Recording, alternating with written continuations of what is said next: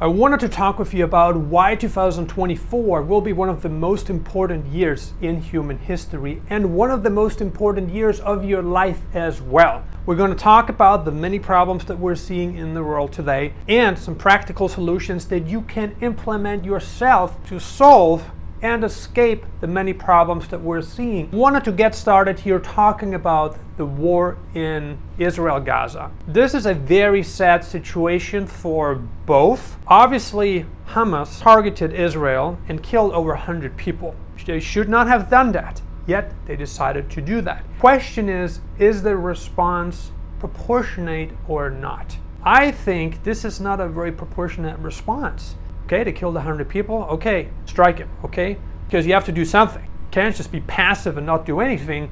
However, is Israel really justified to go into Gaza and kill thousands of people, potentially tens of thousands, or worst case scenario, hundreds of thousands or millions of people? I don't think the latter is going to happen. I'm just saying. Is Israel really justified to do that?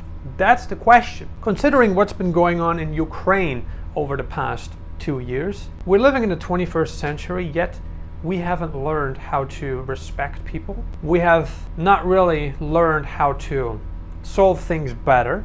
Certain things are done out of greed, out of power, out of fear, out of hate. This is not a good time to be living in. It's not a large-scale war yet. It's not a world war yet. It's regional. However, it could very well develop into something major. Who knows? Ukraine started. Now, Israel-Gaza, it's a very difficult time. Netanyahu should think about his actions. I know that he wants to set the tone, especially considering the tensions between Israel and Iran. Iran might be getting closer to a nuclear weapon or not. Who knows? I'm not a military expert. Saudi has made some really good statements towards Israel that they want to be working on peace. And I kind of appreciate that coming from Saudi Arabia. It's really important. Saudi Arabia is a very religious place, and many see it as a very holy place. And to respect Israel is a step in the right direction. Iran should consider doing the same. What's going on now in the Gaza Strip and Israel is sad. I hope they can resolve this sooner than later, peacefully and without any more victims. Average people suffer the most in the war. We don't want this to escalate even more. Obviously, it's not in our hands. This is not in our control. You and I, we have no control over this. Many people now are worried. The war has created a number of problems. Civilian deaths, inflation, geopolitical problems. We're living in a time of great uncertainty right now. Great uncertainty. Much more than what we have seen, what I have seen in my lifetime at least. I'm not that old yet. I truly believe that 2019 was the very peak. It was the best time ever. It was pretty peaceful. There were certain indications that war could break out in certain countries. You know what happened in Ukraine? I think it was 2014. What happened in Georgia? I think 2008, 2009. Russia was always the aggressor, right? Russia always took action. So you can't be blaming the West and NATO. The only thing that the West should be blamed for is to not arrange a meeting, sit together, talk about this, and find a solution. Peace is the right solution. Peace is the right choice. It is the right choice. War is not the right choice. We have to come together, talk with each other, humanely, peacefully, civilly, get this sorted as soon as possible. Unless our leaders, also referring to Western leaders, have different intentions of using a crisis to reestablish authority, to create new patterns. And if that's what's going on, then nothing that I'm saying here will make ever any sense to anyone listening, especially the leadership. They're following a script. I personally believe that things are done purposely, that certain things are not an accident. Things could be avoided. If you really want to solve something, you sit down, you talk about it charismatically. You want to encourage people to find a solution. You don't want the worst to happen. But if our leaders are not willing to do that, what does that tell you? It tells me, just telling you what it tells me, it tells me that their agenda is not what we think it is. They have a very different agenda. Anyway, leaving that aside, let's talk about 2024. Why is 2024 a very important year? Well, we got two elections. We got a general election in the United States of America, and we also got an election in Taiwan. Another area where war could potentially break out in 2024, 2025. Several statements have been made by generals who believe that 2024 or 2025 will be the years where the US Navy will fight. Hopefully not, but who knows? Again, this is not in your control. This is not in my control. Certain things are just not in our control. We have no control over certain things, so why worry about them? Well, because they still affect our lives. So it doesn't make sense to worry about these things. However, I truly believe that we want to focus on the things that we can control. If you believe that war in Taiwan will break out, doesn't matter whether it's 2024 or 2031, if you truly believe that, you already have set your mind to do something else. I truly believe that. I personally think that this is a real possibility. It's kind of hard to be playing with probabilities here and saying like, oh, it's 80% chance, 80% chance it will happen by 2025. We don't know that. We're not the high authority leaders pulling the strings. I personally predict, this is just my estimation, a mass exit from Southeast Asia into Latin America and Africa. Not because I'm such a big fan of the other two regions. I mean, I like them as much as I like Asia. I also like Asia. I spend a lot of time there. However, the patterns, the direction Asia is moving to is not conducive to a foreigner staying there long term. And this doesn't have to do now with all the right situation that we've been talking about. Your ability to purchase property, your ability to get permanent residency, your ability to become a citizen, apply for citizenship. This is not just about that. It is about your future. If war in Taiwan were to break out, it would almost certainly, this is almost a guarantee, affect the Philippines and Vietnam. Okay? Like, these countries are right in the middle of the action. Considering that America got military assets in the Philippines, we're talking about naval bases. China got also assets in the region, naturally, right? China's right there.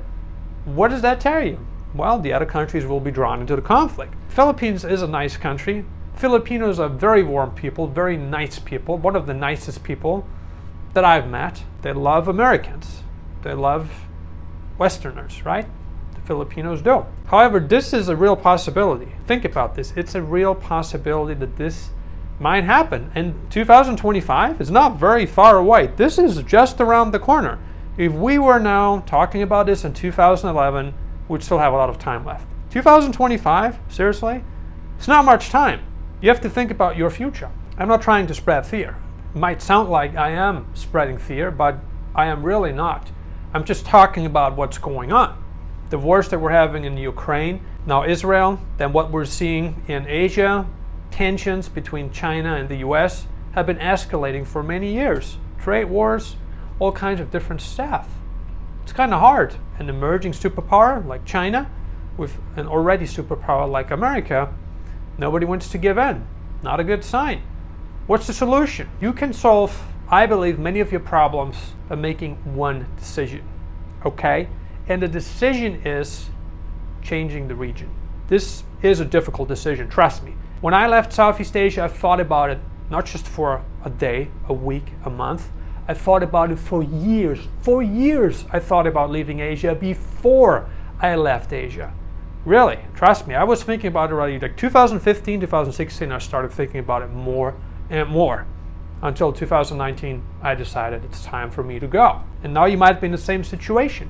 Whether you're living in Europe, whether you're living in Asia, you're looking at this current schedule of our authorities and you're like, holy cow, you didn't ask for my approval? I didn't agree to this, yet I'm part of it because I'm living here. And now we're just talking about seriously dangerous stuff. War is the worst thing that can happen. Natural disaster, sure, but a real serious natural disaster is rare. War is not very rare. If you take a look at history, war has been very common. Yes, natural disaster too, but over the past couple of hundred years, what really threatened society and civilizations more than anything was war. It was not climate change, it was not anything else, a natural disaster. No, it was war. War is the number one threat in our world today. And I'm saying this with a heavy heart. with a sad heart, because this is man-made. We don't need to do that. Natural disaster, a meteorite hitting the earth, wiping us all out overnight, isn't something that we can control. War is something that we can control. It's human-made, it's man-made. What should you do? I believe there are two regions with the biggest potential for peace. If you look at Africa, you might think, oh, hold on for a moment. Might not be the case. There are tensions in Africa now in many places. West Africa, other parts, problems. There are problems in Africa, but there are certain parts that might be safer than others. Then Latin America, my number one choice for all the reasons. Like Latin America now, it checks all the boxes that the other continents do not check. What am I talking about? Safety. People say, oh, Latin America is not safe. Depends on where you live. If you live in a bad neighborhood in a big city, sure. If you live where the cartels are hanging out, sure. But there are neighborhoods that are safer than others. There are cities that are safer than others. There is no real threat of war in the majority of Latin America right now. Yes, certain places have problems, but given the situation in the world today, this seems to be the best place to be for the foreseeable future. We don't know what will happen in 20, 30 years. Nobody knows that. Who knows? Australia can't be it. Australians are looking to get out. Over 300,000 have gotten out since COVID. Australians are tired. Latin America seems to be the best place. In terms of residency, you can get residence in Latin America in many countries. The barrier of entry is relatively low. You don't have to deposit hundreds of thousands of dollars into a local bank account. You don't have to make huge donations to the government unless you're doing the CBI stuff, which I am not a fan of anyway. I've explained this many times on the channel why I'm not for the citizenship programs where you put down a donation. I'm just not for that. Just my opinion. You can do whatever you want to do, right? I'm just sharing my opinion and my thoughts with you. What I want to talk about here is Latin America is great. So in terms of residency, if you look at a place like Paraguay, you can even look at Ecuador, you can look at Uruguay. There are many places. Who knows? Bolivia might be interesting. I know it's not very developed. Might be interesting in a couple of years' time. Then you have obviously places in Central America too that might be of interest. I really think that more people should consider moving to Latin America. It's easy to get residency. These countries are quite friendly. Most of them are friendly to Western expats.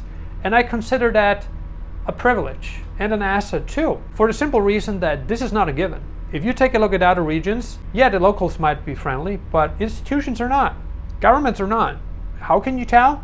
Look at their immigration policies. Look at what they're offering you.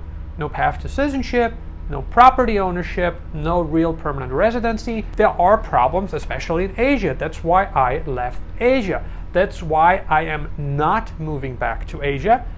I want to be in a country where I can establish myself, where I can own property, land, companies, become a resident, become a citizen, and that already excludes 100% of Asia.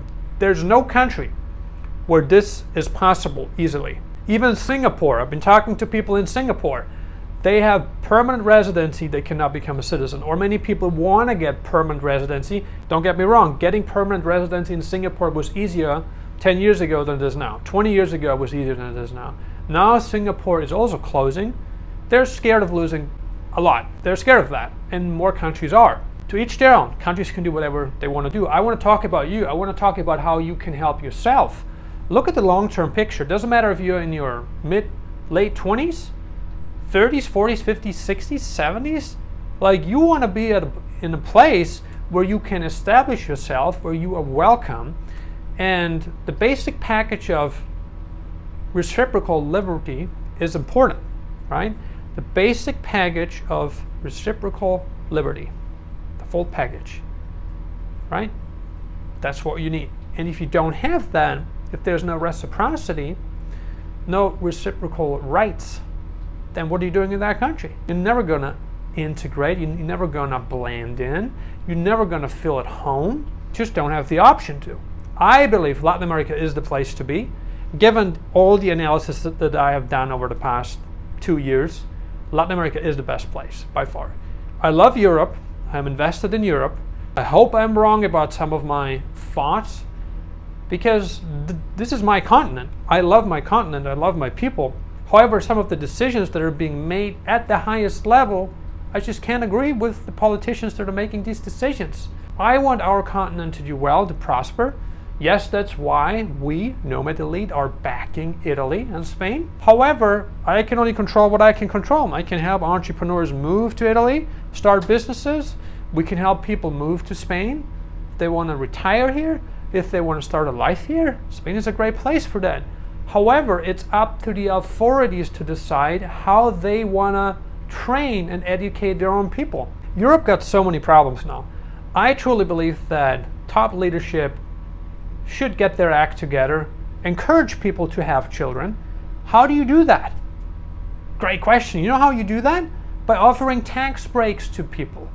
I'd go ahead and say, if I were now a governor in Spain, whatever, prime minister, king, whatever, I'd go ahead and say, you know what? We want to take care of our people. We want our people to reproduce. We are now offering 100% tax break to any woman who gives birth, who has at least one child. That's what we're doing. You know what a great incentive that would be? Why aren't they doing that? Certain countries are doing similar stuff. Hungary, Russia. I do it, one kid, you're off the hooks. If you're a woman, you're off the hooks. That's how you encourage people to have kids. Obviously, that's just one thing. There are other things that can be done too. Obviously, I'm not a politician. I'm just thinking out loud what could be done. Those are the changes that I would like to see in my own continent. This is Spain. I'm in Spain right now. This is the island of Tenerife. I want people to have kids. I want our leaders to step up and encourage people to have kids, because why not? They can. Instead of replacing our populations, population replacement is an option. It's the path of least resistance, I think. It creates a lot of resentment from locals towards foreigners for all types of different reasons that some of them we already talked about, some of them we might not talk about, because again, we're on YouTube and we have to watch what we talk about and what we don't talk about. There's so many people coming here illegally that pay smugglers thousands and thousands of euros. They chose not to pursue the legal path. They chose the illegal path. Illegal immigration is a big problem in Europe. It's also a big problem in America. However, what we can do, the problem is we got so much debt. That's the real problem. So governments can't really cut down on taxes. They can only increase. And even that won't help. They can increase to 80%. We're still going to be screwed. The spending is to a level that we haven't seen in a long time. That's the problem. The spending is the problem. The future might very well be in developing countries that offer the full package of liberty, reciprocal rights. That's where you want to be. Yes, you can get residency in Latin America now. We are a full package relocation agency that helps average people. We work with average people. Yes, we work with wealthier people too, but our main focus is on average people like you. You are the main focus. We help you move to certain places in Latin America, help establish a life. You want to establish yourself in Latin America. We help with all of that. And we offer the best value for your money in the industry. And it's not even close. We have compared ourselves to our competitors. It's not even close. We offer so much more value, and we are a company that is based on ethics, that is based on sound moral principles, because we want each and every one of you to do well. We're doing this for you. If you're interested in that, if you're interested in working with us, then please feel free to visit the link below this video. Please share your thoughts in the comments below. What are your thoughts on the current global situation? Leave a comment below. Thank you so much for watching, and I'll see you in the next video.